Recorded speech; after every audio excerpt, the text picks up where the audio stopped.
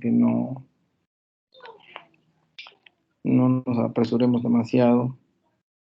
Sin embargo, bueno, yo trato de darles en las clases lo más resumido posible, lo más importante, lo que sí deben saber, lo que no pueden dejar de saber cuando lleguen al internado y cuando sean médicos generales. Ya las cosas finas, las cosas más precisas, si alguno decide hacer neurocirugía, neurología, pues las va a aprender, pero mínimamente el contenido tiene que estar dirigido a formación como médicos generales, ¿no? Entonces eso es lo que estamos haciendo. Ya, entonces déjenme ver si se puede ver mi pantalla. Dame un segundo, ahorita la vamos a compartir.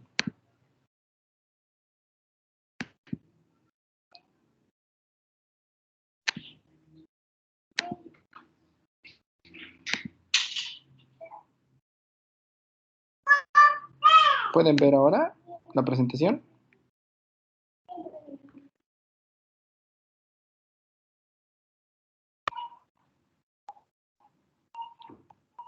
¿Sí la ven? Sí, doctor. Bueno, entonces ahora nos toca ver epilepsia, ¿de acuerdo? Yo considero que es una de las causas más frecuentes de consulta, tanto en neurocirugía como en neurología, fuera de la cefalea, que es el motivo de consulta casi en todas las especialidades, está presente la cefalea. Dentro del ámbito del neuro es una de las más frecuentes causas de consulta y es una de las cosas de las que menos saben los médicos y de las que más se asustan, ¿no? Como les decía yo el otro día, a veces confunden incluso un ataque epiléptico con un estado de coma y terminan intubando al paciente cuando no es necesario. Entonces, es un tema dentro de neuro muy importante de aprender, de conocer, de saber distinguir, ¿de acuerdo? Dentro de las generalidades, pues la epilepsia es una enfermedad crónica que afecta a cualquier grupo de edad. Puede haber epilepsia desde el nacimiento hasta los 90 y tantos años, así que no distingue. Sin embargo, es más frecuente en los extremos de la vida, sobre todo en menores de 15 años y después de los 60 años, ¿de acuerdo? En los extremos es más frecuente. En el mundo, fíjense la magnitud del problema, ¿no? Hay aproximadamente 50 millones de personas con epilepsia. Sin embargo, no es una enfermedad a la que se le dé tanta importancia porque no mueve tantos millones como otras enfermedades, por ejemplo, la hipertensión, la diabetes, el cáncer, mueve muchísimos más millones de dólares. Entonces, como la mayor parte de los medicamentos para la epilepsia están ya liberados los patentes, como no mueve tanto dinero, entonces no es una enfermedad a la que se le preste mucha atención, ¿no? Como la tuberculosis, la malaria, que como no mueven tanto dinero, entonces no le prestan tanta atención. A nivel de todo el mundo, pues, o por lo menos en nuestro país, nos estamos preocupando de cosas banales, ¿no? Aquí les he puesto muchas cosas banales de las cuales nos ocupamos habitualmente. Y los países los más desarrollados, por ejemplo, tienen un muy buen seguimiento de la enfermedad de la epilepsia, documentan bien, hacen un buen seguimiento. Entonces, eso también hace que los países industrializados, los más avanzados, pues tienen bien documentado y bien analizada la epilepsia, bien clasificada. En cambio, los países como el nuestro, en desarrollo, tienen cifras altas, ¿no? De población que padece esta entidad. Uno, a veces por el mal diagnóstico, otro por el mal tratamiento. Y fíjense que 3/4 de esta población que tiene epilepsia no son manejadas, o sea, no tienen tratamiento, cuando un 70% de los epilépticos tienen buena respuesta al tratamiento médico. Entonces, ahí radica la importancia de hacer una buena detección, una buena evaluación y sobre todo un buen tratamiento y seguimiento.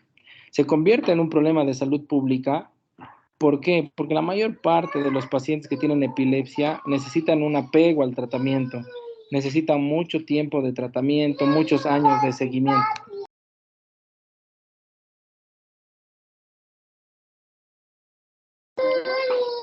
Entonces, Es importante tener un buen seguimiento de estos pacientes, porque la mayoría son pacientes que van a tomar medicación a largo plazo por muchos años. Entonces, si no tienen un buen apego al tratamiento o no tienen un buen acceso al tratamiento, ustedes entenderán que por la cuestión socioeconómica, hay pacientes que un mes pueden comprarse las tabletas, otro mes no, y ahí repercute otra vez el problema, ¿no? Vuelven a tener convulsiones, vuelven a tener crisis y es empezar de nuevo, de cero. ¿Qué es la epilepsia? La OMS define la epilepsia como una enfermedad cerebral no transmisible, es decir, no es contagiosa. Ustedes van a ver que también entra mucho el tema cultural en esto. Incluso cuando son niños que convulsionan, siempre les dicen en las escuelas los papás, no te vas a acercar, cuidado te estés acercando cuando convulsionen. Y en realidad no hay riesgo alguno porque es una enfermedad no transmisible, ¿no? No es contagiosa. Es crónica, por lo que les decía, son pacientes que tienen que tomar medicación a largo plazo y como habíamos dicho, afecta a todas las edades, a todos los grupos etarios. La definición un poco más, digamos, técnica, la epilepsia es una enfermedad del sistema nervioso que está ocasionada por la aparición de actividad eléctrica anormal en la corteza cerebral. Fundamentalmente, esta actividad eléctrica normal debe ser en la corteza cerebral. Así que, por ejemplo, una lesión en la hipófisis, como un adenoma, una lesión en el tallo cerebral, muy pocas veces en el cerebelo, en el tallo cerebral, nunca o casi nunca pueden presentar crisis convulsivas. En cambio, cuando hay lesiones que toman, que involucran a la corteza cerebral, sin duda va a provocar crisis convulsivas, ¿de acuerdo? Que provoca ataques, eso de ataques está todavía cuestionado en la definición porque ataques cuando es algo externo, ¿no? En realidad esto se denomina más episodios, ese es el término adecuado, que son repentinos porque muy pocas veces el paciente sabe cuándo le va a dar su crisis, así que son de aparición repentina, súbita, y está caracterizado por estos episodios convulsivos y en ocasiones acompañado de pérdida del estado de alerta, es decir, de conocimiento. Esto es lo que hace que se confunda este estado con un estado de coma, ¿de acuerdo? Dentro de la terminología es importante distinguir que cuando un paciente tiene un episodio, solo un episodio convulsivo aislado, se denomina síndrome convulsivo. O sea, acuérdense que hemos dicho que lo primero que tienen que hacer ustedes es clasificar en síndromes, ¿no es cierto? Entonces, si hay solo un episodio, puede ser por distintas causas. Por ejemplo, hay niños que tienen 39 de fiebre y convulsionan, y no quiere decir que tengan epilepsia. Nunca más vuelven a convulsionar, salvo en esa ocasión que tuvieron fiebre de 39.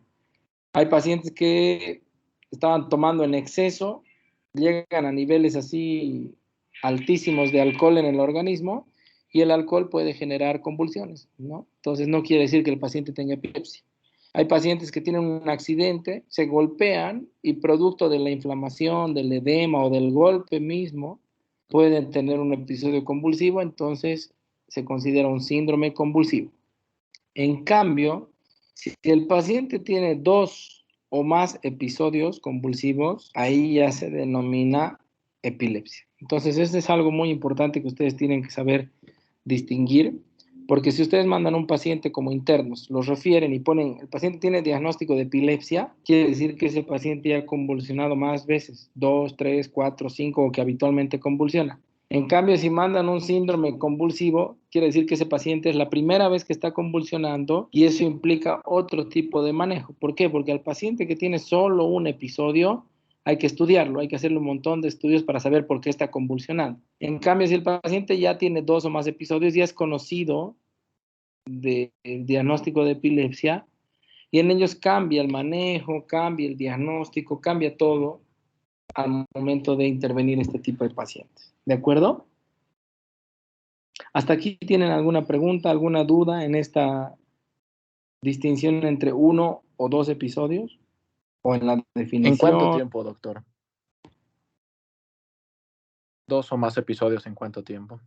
Por ejemplo, no importa el tiempo, porque por ejemplo, llega hoy un paciente y te dice, ha convulsionado en la tarde y hace ratito a las 7 de la noche ha vuelto a convulsionar. Pero si Entonces, han pasado años de su anterior convulsión. ya es epilepsia.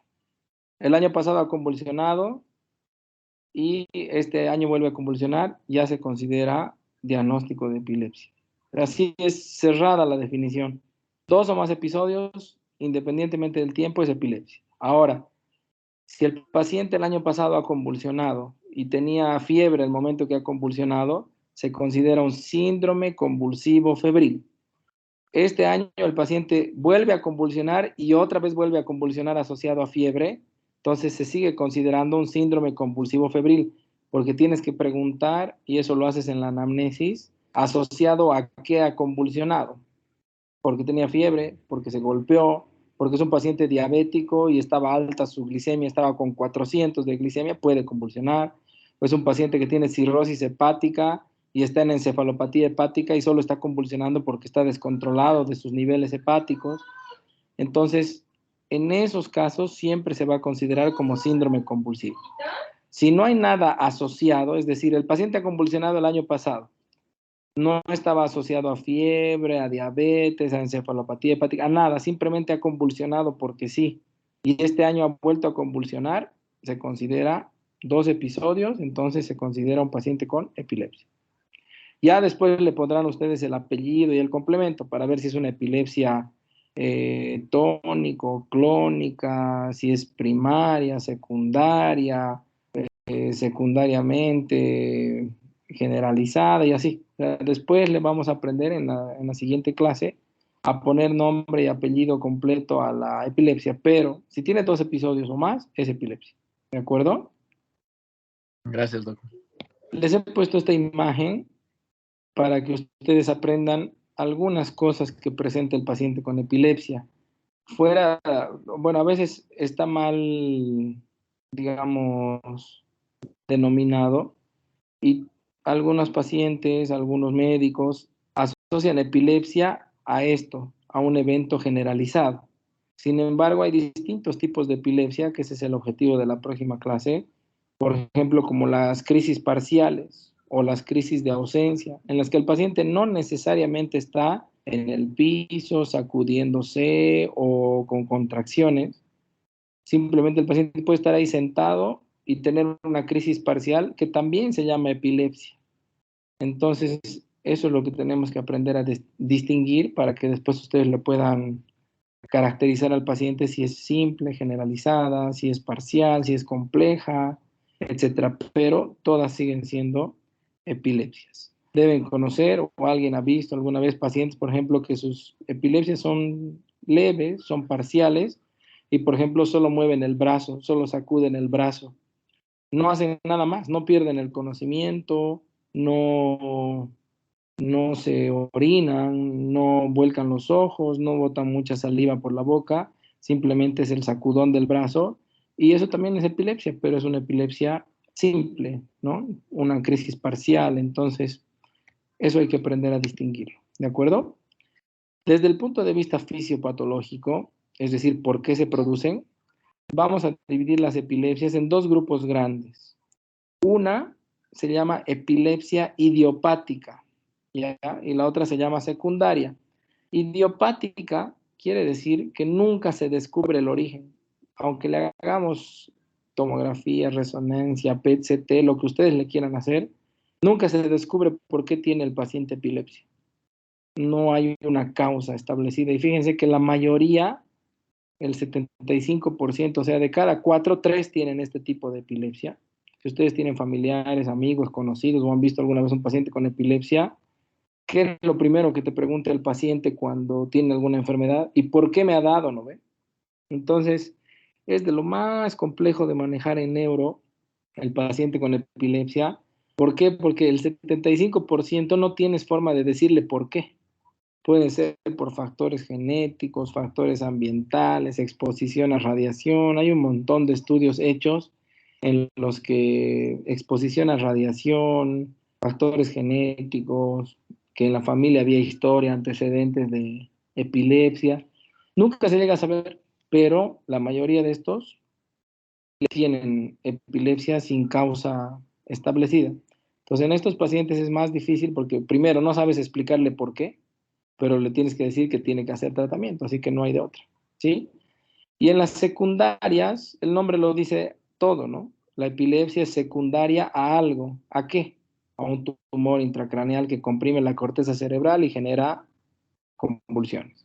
A un infarto cerebral, a una hemorragia cerebral, a una hidrocefalia, a una malformación arteriovenosa, a un quiste, a un coágulo, a una fractura, a cualquier otra cosa que genere lesiones en la corteza cerebral y por ende produzca crisis convulsivas. Estos son solo el 25%. Entonces, cuando a ustedes les toca explicar a un paciente, si es un paciente que tiene una epilepsia idiopática, tienen que decirle que lo bueno es que no es tan grave. ¿Por qué?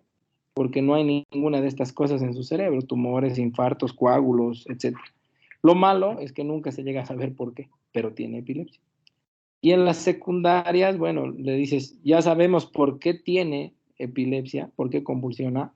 Lo malo es que puede ser por un tumor, puede ser por un infarto, o sea, la parte mala de saber por qué es que muchos de estos, la mayoría de las patologías que producen convulsiones, no son tan agradables, ¿no? No es tan agradable tener un tumor, un infarto, un coágulo en la cabeza. ¿Se entiende esta clasificación, la división? La mayoría de las epilepsias son idiopáticas, es decir, nunca se llega a saber por qué. Y un porcentaje muy pequeño, 25%, son secundarias a alguna lesión intracraneal, tumores, infartos, hemorragias, hidrocefalia, e incluso pueden ser secundarias a otras enfermedades extracraneales. Por ejemplo, un tumor hepático, una cirrosis hepática que eleva el amonio, y el amonio es tóxico para el cerebro y puede hacer que convulsione. Tumores de la vía biliar que elevan la bilirrubina puede ser tóxica para el cerebro y hacer que convulsione. También se considera una epilepsia secundaria. En los niños que nacen con ictericia neonatal, esa ictericia puede hacer que tengan crisis convulsivas, también se consideran secundarias. Y así, entonces, esta división es muy fácil, divide en dos grupos grandes y muy fácil de acordarse y de identificar fisiopatológicamente de dónde se origina. ¿De acuerdo? Luego, esta probablemente sea la parte más difícil del análisis de un paciente con crisis convulsivas, porque ustedes tienen que ponerlo en una de estas bolsas, ¿ya? Así vamos a dividir en 4 grupos grandes, analizando, y esto solamente lo pueden hacer viendo la crisis, o ahora está, digamos, un poco más fácil, ¿no? Porque los familiares te llegan a emergencias con un video. Dice, estaba convulsionando así, te muestran el video. O te tienes que basar un poco, saber preguntar al paciente cómo era la convulsión. Tónica viene de tono, ¿no? Entonces quiere decir que el paciente está con una contracción fuerte y sostenida, ¿ya? A eso se refiere tónica, es decir, que el paciente está con rigidez, con espasmo, por ende va a estar como en esta imagen que teníamos previa, así, flexionando extremidades, ya sea superiores, inferiores o las 4, a eso se refiere tónica, ¿de acuerdo? Contracción, tono. Clónica se refiere a sacudir, es decir, que el paciente estaba sacudiendo brazos, piernas o las 4 extremidades. Y también puede estar, digamos, con movimientos cefálicos, ¿no? Para que entiendan, sacudiendo la cabeza durante el episodio. Entonces, lo primero que tienen que dividir es si era una convulsión o un episodio tónico o si era un episodio clónico. Y lo más frecuente es que sea de los dos, tónico-clónico. Así lo tienen que describir, ¿de acuerdo? Y también tienen que describir si es simple o generalizada. Y bueno, ahí es más fácil, ¿no? Simple, si te dice solo era su brazo derecho, o solo era la pierna izquierda, o solo eran las 2 piernas, ¿no? Y claro, generalizada ya implica las 4 extremidades. La mayor parte de las veces cuando es generalizada, el paciente además pierde el estado de conciencia y hay síntomas acompañantes, sobre todo cuando es generalizada, y ustedes tienen que aprender a revisar estos síntomas acompañantes. Uno de ellos es la supraversión de la mirada. Ustedes le dicen, sus ojos se han ido para arriba y muchas veces los pacientes, como ellos no saben de medicina, te van a decir, sus ojos se han puesto blancos. ¿Por qué? Porque por la supraversión de la mirada se van tanto para arriba los ojos que se ven blancos, así como si estuvieran, digamos, volteados hacia arriba. Entonces tienes que preguntar por ese síntoma acompañante. En realidad es un signo, ¿no? Acompañante a la supraversión de la mirada. Relajación de esfínteres. En las crisis generalizadas, la mayor parte de los pacientes relajan esfínteres. Entonces tienen que preguntarle, ¿se ha orinado? ¿Ya? Tienen que preguntarle. Lo más frecuente es relajación de esfínter vesical, pero también puede relajar esfínter anal, entonces hay que preguntar por ambos, ¿no? Si ha relajado esfínteres. Luego, durante el episodio, como hay una activación simpática, el paciente tiene una producción excesiva de saliva, entonces hay cialorrea. Y como no puede tragar el paciente y mueve esa saliva en la boca, el paciente, en realidad los familiares te van a decir, estaba como botando espuma por su boca. Y ese es otro signo acompañante de un episodio convulsivo generalizado. Y además tenemos que aprender a indagar y a ver lesiones que se puedan asociar a una crisis generalizada. ¿Cuál es la más frecuente? Como el paciente empieza a mover la mandíbula excesivamente, es muy frecuente que se muerdan la lengua, que se muerdan los carrillos, que se hagan volar piezas dentarias. Y también, claro, si se caen, hay que revisar, ¿no? Fracturas, a veces se pueden fracturar brazos, piernas. En pacientes más mayores se pueden fracturar la cadera. Y al sacudir tanto la cabeza, a veces hay unas lesiones en el cuello también, una especie de petequias, ¿no? Asociadas a sacudón de la cabeza y a que frotan un poco el cuello con la ropa, ¿no? Entonces, todo esto tenemos que aprender a explorarlo durante crisis generalizadas.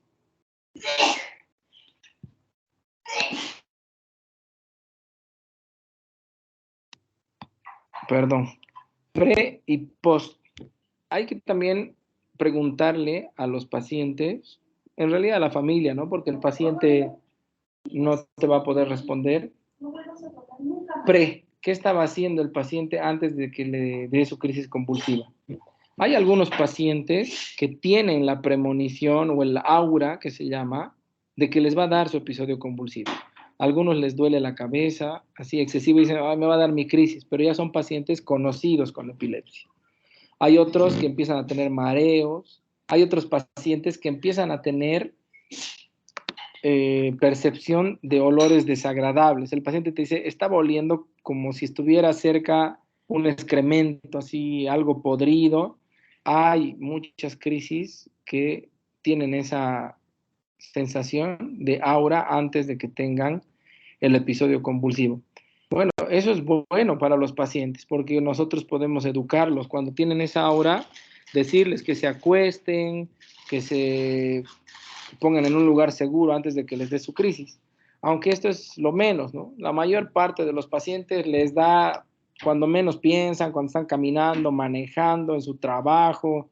Entonces, fíjense, tiene una connotación sociocultural muy, muy grande la epilepsia, porque hay pacientes que con epilepsia, por ejemplo, no pueden trabajar en áreas donde hay maquinaria, donde hay cuchillos, no pueden trabajar en lugares donde hay fuego, no pueden trabajar manejando, porque imagínense un chofer con epilepsia que esté llevando un bus, bueno, se lleva a todos los pasajeros, ¿no? Entonces, en los pacientes que tienen aura es importante decirles que cuando lo perciban, tomen las previsiones necesarias. Y en la mayor parte de las crisis epilépticas generalizadas, hay un estado posterior al evento que se llama posictal. ¿Ya? Dura aproximadamente 30 minutos, en los cuales el paciente está con pérdida transitoria del estado de orientación, es decir, está desorientado en tiempo, en persona, en espacio, no sabe qué ha pasado. Hay amnesia retrógrada, no se acuerda para nada del episodio. Él solo se acuerda que estaba en su trabajo, o que estaba manejando, o que estaba haciendo algo, y pierde digamos, el recuerdo, la memoria de ese evento. Y ese episodio, el post-ictal, es donde hay que evaluar las lesiones, ¿no? Las que decíamos hace un momento. Que se haya mordido la lengua, que se haya mordido los carrillos, que se haya fracturado o que se haya provocado alguna otra lesión durante el episodio. Y en ese post-ictal es donde evaluamos si ha relajado esfínteres, si tiene algunas otras lesiones asociadas, es donde nos permite evaluar. Y es muy importante que ese post-ictal no se confunda con un estado de coma. La mayor parte de los pacientes epilépticos intubados es porque se equivocan en la evaluación y piensan que el paciente está en coma y lo intuban. Entonces, hemos aprendido en la clase previa cómo evaluar el estado de coma. Entonces, provóquenle dolor en el posictal al paciente, apriétenle en los hombros, agarren su lapicero y apriétenle la lúnula del dedo, de la uña, pellizquenle los pezones, háganle alguna prueba de dolor. Si el paciente reacciona, despierta, no está en coma, no lo intuben. ¿De acuerdo? Entonces, en esta etapa posictal es donde más errores se cometen y se generan excesos de atención. Pónganle un oxímetro en el posictal. Si está saturando en 92, arriba de 90, o pónganle 88, pónganle puntas nasales y pónganle oxígeno y va a subir. Déjenlo que pase sus 30 minutos de posictal. Claro, si lleva una hora, hora y media en posictal, ahí ya tienen que tener cuidado de ATLS, ¿no? Manejo de la vía aérea, asegurar una buena respiración, saturación y ver desde el punto de vista circulatorio igual que tenga una buena perfusión cerebral. Entonces, me quedo sobre todo hoy en esta clase con el posictal. Para mí es muy importante que ustedes aprendan a distinguir si el paciente está en un sueño profundo, que deben tener amigos, familiares o ustedes mismos que duermen como piedra, les dicen, ¿no ve? Que eso hay que distinguirlo, es un grupo grande, el sueño profundo. Otro grupo es el posictal, después de un episodio convulsivo, que tiene estas características que les he mencionado. Y claro, otro grupo grande es paciente que está en coma, que ese ya merece otro tipo de tratamiento como el que hemos visto en la clase previa. ¿De acuerdo? Los fármacos más utilizados, ya hay una lista aprobada por la FDA, ya son los que más se usan en el abordaje de la epilepsia, pero esto va a cambiar un poco en nuestro medio, ¿no? En los países económicamente fuertes y en los que tienen, digamos, seguro, se consideran varios factores: la eficacia, cómo tolera el paciente, qué tan tóxicos son, la facilidad de uso. Por ejemplo, los que se tienen que tomar 3 o 4 veces al día, terrible, ¿no? Para un chico, digamos, de 18, 20 años que está en la universidad, que sale, entra de su casa, no va a llevar sus tabletas a todo lado y no va a tomar cada 6 horas. Para el señor de 80 años que convulsiona y que con suerte se acuerda su nombre y dónde vive, si le dan, digamos, medicamentos que tiene que tomar 3, 4 veces al día, no va a tomar. Entonces esa va a ser la principal causa de un mal tratamiento, un mal apego al tratamiento. Entonces tenemos que, en función de estos conceptos, eficacia, tolerabilidad, que no le produzca efectos gástricos, que no sea tóxico, la facilidad de consumir el medicamento, tenemos que seleccionar el mejor. Esta es una tarea bien difícil porque cada paciente es diferente. Si a uno le funciona la carbamazepina, no quiere decir que a otro le va a funcionar. Si a uno le funciona el ácido valproico, no quiere decir que al otro le va a funcionar. Si a uno le da sueño, no quiere decir que al otro le va a dar, y así. En cada paciente tenemos que ir buscando el mejor medicamento, el que más se acomode, y también ver comorbilidades. Por ejemplo, si tiene un problema hepático, hay que ver los que tengan menos lesión hepática. Si es renal, lo mismo. Si tiene gastritis, por ejemplo, hay que elegir uno que sea de 1 o 2 veces al día, no el de 3 o 4 veces, ¿no? El tema de gastritis, etcétera. Y el costo, pónganle que tú le dices, este es muy bueno para usted, señor, pero vale 12 bolivianos cada tableta y tiene que tomar 3 veces al día. Son 36 bolivianos por día, en un mes son casi 1000 bolivianos.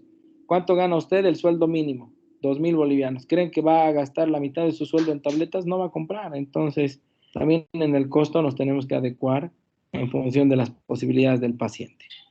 Y claro, es importante también ver la edad. Hay pastillas muy grandes como el ácido valproico, que viene en una pastillota así gigante.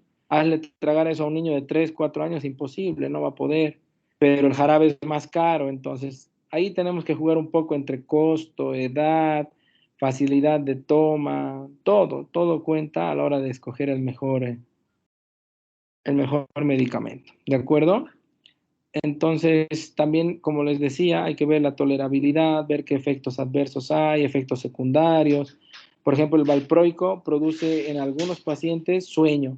Entonces, si es un paciente que trabaja con maquinaria o que además trabaja en la madrugada y le vamos a dar valproato, se va a dormir, se va a lastimar, se va a lesionar si es que se corta, si hace algo, ¿no? Con la maquinaria que trabaja. Entonces, todo eso hay que considerar. ¿Ya? Les decía igual, presencia de insuficiencia renal o hepática puede afectar la eliminación de los fármacos antiepilépticos. Hay que ver el tema de la acumulación del fármaco original, ¿no? De eso en pacientes que tienen insuficiencia renal. Y toxicidad clínica. Por ejemplo, la carbamazepina, la fenitoína, cuando se toman por más de 5 o 10 años, tienen una toxicidad bastante alta hepática. Entonces, si es un paciente de 80 años y le queremos dar fenitoína, carbamazepina, bueno, no pasa nada, ¿no? Póngale que necesita 10 años para lastimarse, cuando tenga 90 probablemente va a fallecer de otra cosa, no de su epilepsia. Pero a un niño de 8 o 10 años hay que considerar estos medicamentos con cuidado porque a ellos sí les podemos producir un daño hepático o renal a largo plazo. ¿De acuerdo?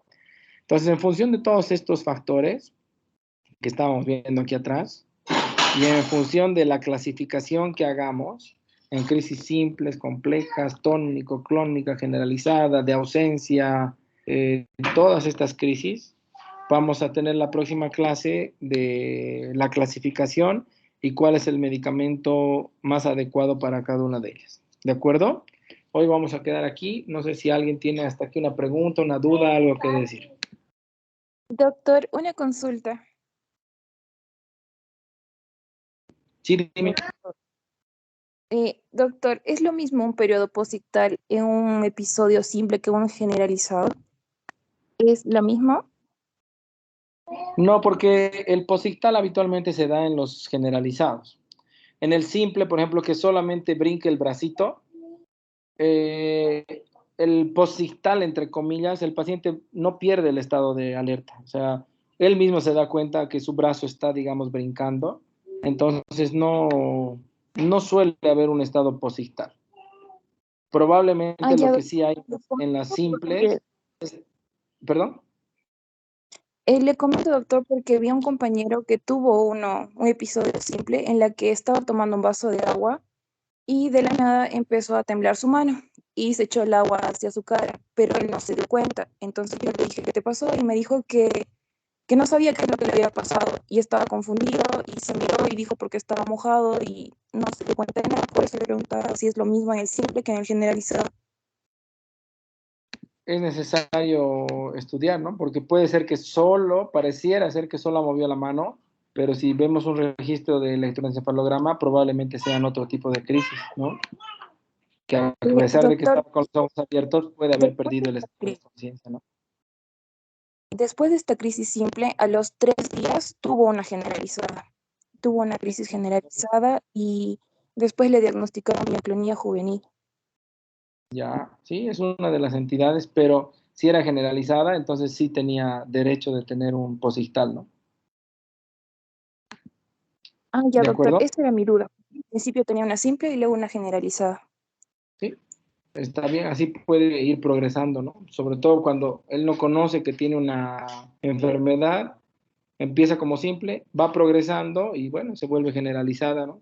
Y ya después que tiene tratamiento, puede ir eso revirtiendo o mejorando. Gracias, doctor. Listo. Entonces, yo les aviso cómo vamos a ver la clase el jueves. Nos vamos a quedar en el diagnóstico y este diagnóstico nos va a ayudar a poder hacer una clasificación en simple, generalizada, secundariamente generalizada, tónico, clónica, mixta, de ausencia. Es un mundo grande la epilepsia, así que eso lo vamos a ver en la próxima clase. ¿De acuerdo? Si puede alguien, un screenshot, porfa, de los asistentes, somos 32, para que podamos subirlo al grupo y de acuerdo a eso mandar la asistencia. ¿De acuerdo? Cuídense, que tengan buena noche. Buenas noches, Doc. doctor.